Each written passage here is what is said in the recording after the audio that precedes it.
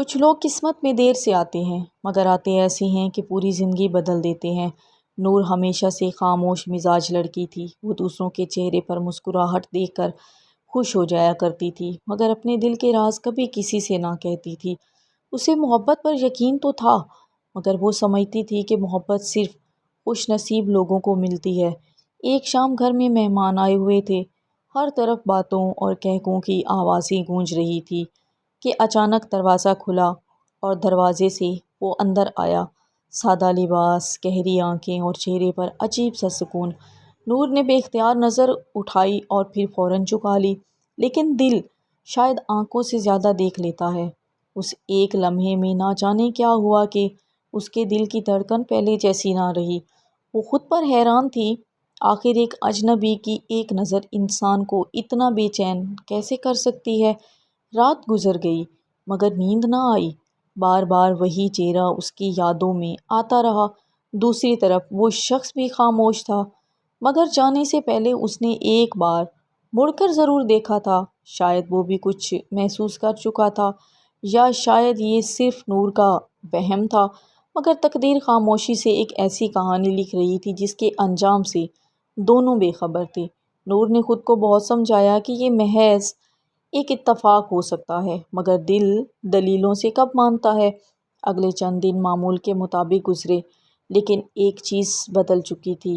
اب وہ بے وجہ مسکرا دیتی اور پھر خود ہی حیران رہ جاتی کہ آخر ایک اجنبی کی ایک نظر انسان کے دل میں اتنی جگہ کیسے بنا لیتی ہے۔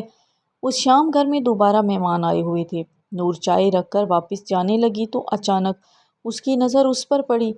وہی پرسکون آنکھیں، وہی سنجیدہ چہرہ اور وہی عجیب سا احساس جو پہلی ملاقات میں اس کے دل میں اترا تھا۔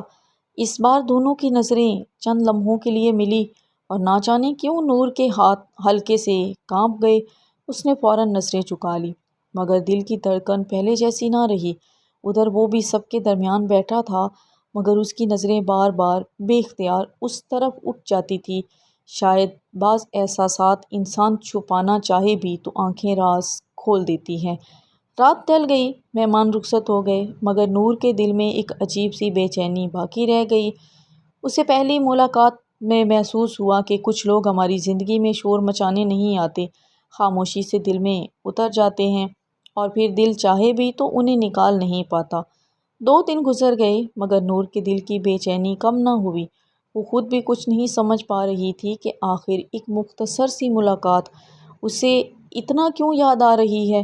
اس شام گھر میں چند مہمان آئے ہوئے تھے۔ نور چائے کی ٹرے لے کر کمرے میں داخل ہوئی اور سب کے سامنے کپ رکھنے لگی۔